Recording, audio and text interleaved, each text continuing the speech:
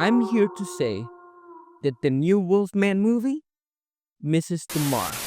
There's no secret that there has been many adaptations of the werewolf story over the years. From the original Wolfman film from the 1940s to the 2010s Wolfman starring Benicio del Toro, which is my personal favorite to date. So, when I heard that there was a new Wolfman film in the making, I was both intrigued, excited, and also skeptical because later it was announced as a modern take on the classic monster story. Then came the official trailer. It was released, I watched it, and it didn't excite me in any other way whatsoever. Right before the film's release, for some desperate final move to get people in the seats, they decided to release the werewolf transformation scene.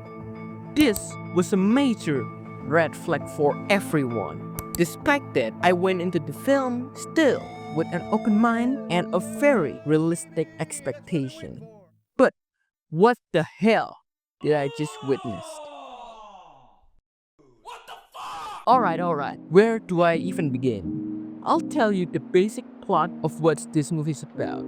The film tells a story about a small family consisting of dad, wife, and a daughter as they are trapped inside a house in a secluded forest with a wolf lurking outside. But little do they know, the husband has been bitten by the wolf and slowly is turning into one. So the threat is inside the house now.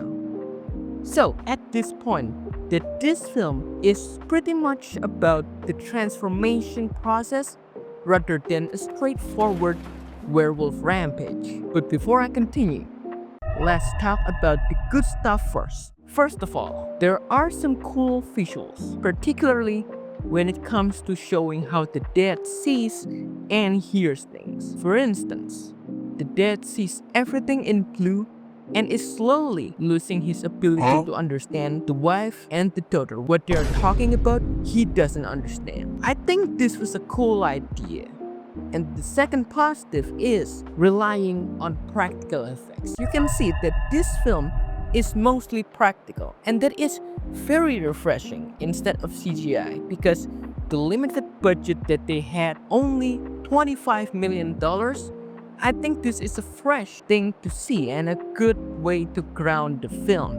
That being said, there's a lot of other aspects that fall apart, especially when you compare this to the previous adaptations of the classic monster. And with that, I'll move into the shit that did not work in this film. The Wolfman. The Wolfman design was awful. I think this is because of him only transforming halfway, not a complete transformation by the end of this film. In result, this becomes the most normal looking Wolfman ever put to screen, which is super disappointing. The werewolf transformation is too slow, very slow, and for the audience, it was not rewarding. This, in return, affects the pacing terribly, with you just waiting for almost an hour just to see a few thrilling moments, which again has the potential, but for some reason, they didn't even push it further to make it more intense and more terrifying. I don't know why, guys. They just stuck with it and they do not push it forward. The next thing is the atmosphere. The atmosphere here is not right for these kinds of stories. This is due to the modern setting of this film that didn't suit with the story that they are telling. When you compare this to, Nosferatu, for instance, the atmosphere there was the key to create horror, but here, everything looks normal and kind of boring. Another example is the 2010s Wolfman, emphasizing on the gothic tone that blends in with the story that they are telling smoothly. Therefore, creating a more terrifying feel and a horror-inspired feel into the movie to grab the audience. This film had critical ideas, but in execution, these ideas was never fully fleshed out. I know that they were trying to do something different, but sometimes it is better to stay and embrace the classic nature and going back to the roots to create an authentic horror experience instead of an underwhelming film that never reached its true potential. So, overall, even when I only had a small expectation, it was still worse than I thought it could possibly be. Thanks for watching, everyone. And if you like these kinds of video essays, be sure to subscribe for more.